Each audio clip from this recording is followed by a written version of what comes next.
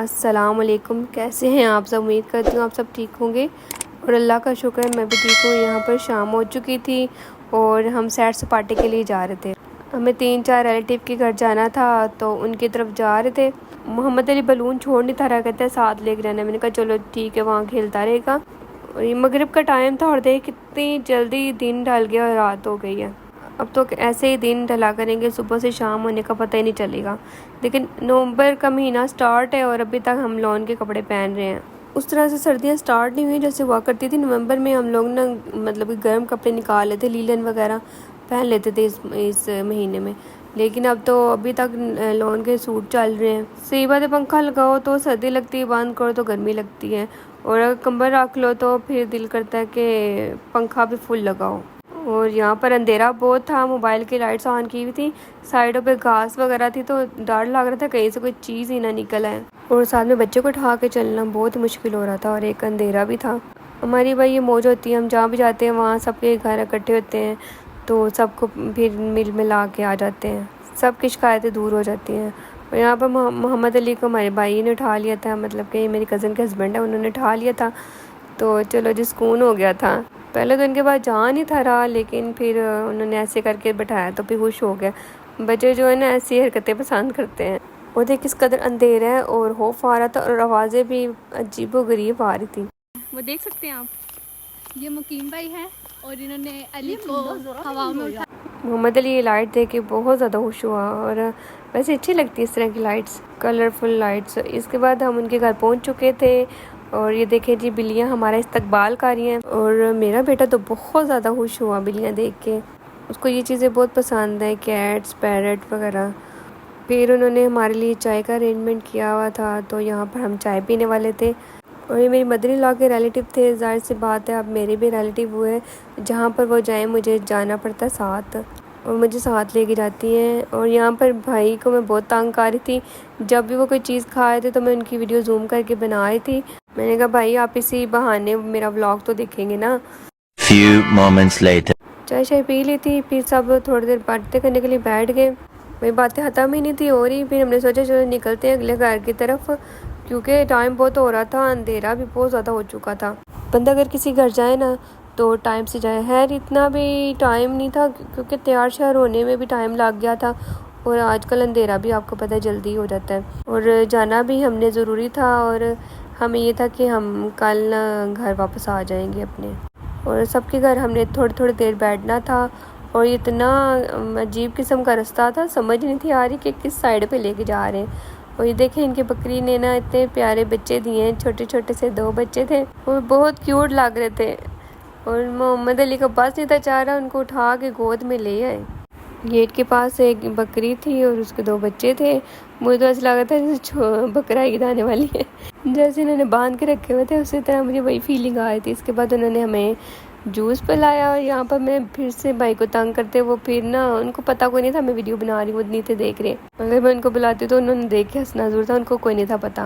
और सब पी चुके थे और मेरा रह गया था। मोहम्मद अली अपनी अम्मा के साथ पी रहा था तो मैंने सोचा चलो अब पीते हैं, फिर निकलना भी है। मोहम्मद अली नो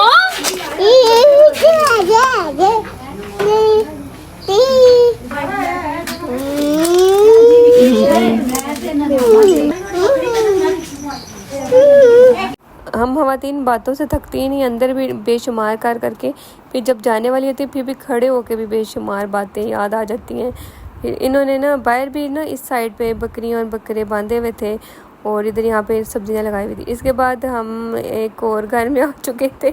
आपको कहाँ है ना आज हमारा सैर सपाटे का दिन है, आज कर लें जितने सैर सपाटे करने। बंदा अगर निकला हो ना तो जितने भी रिलेटिव हैं इनको मिल के ही आना चाहिए। और मेरा अली तो बहुत खुश था, वहाँ पर बच्चे भी थे, खेल रहे थे इसके साथ ही और बहुत ज़्यादा खुश हुआ था।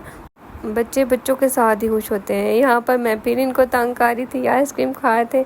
मैंने कहा मैं नहीं अब छोड़ने वाली, अब जिधर जिधर जाएंगे ना आपके जूम कर कर के वीडियो बनाऊंगी। ये बॉटल भी ले आए और आइसक्रीम भी ले आए। तो बॉटल तो यार हमने पी नहीं क्योंकि जब पहले घर गए वहाँ पे उन्होंने हमें जूस पिलाए थे, तो फिर जी हमने कहा चलो आइसक्रीम खा लेते हैं। तो आइसक्रीम खाए थे, मुझे हाथ पसंद नहीं है, मैंने कहा चलो अब लाए हुए तो मैं खा ही लेती हूँ।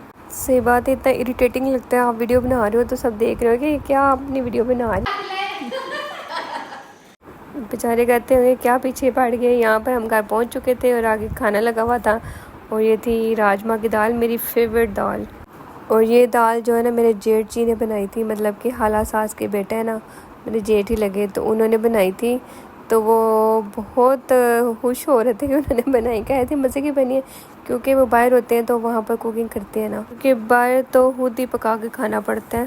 और इस बच्ची के हालात चेक करें, इसको इससे अच्छी जगह नहीं थी मिल सकती छुप के मोबाइल देखने। मैं तो कहती हूँ बच्चों की तो क्या ही बात है कसम से।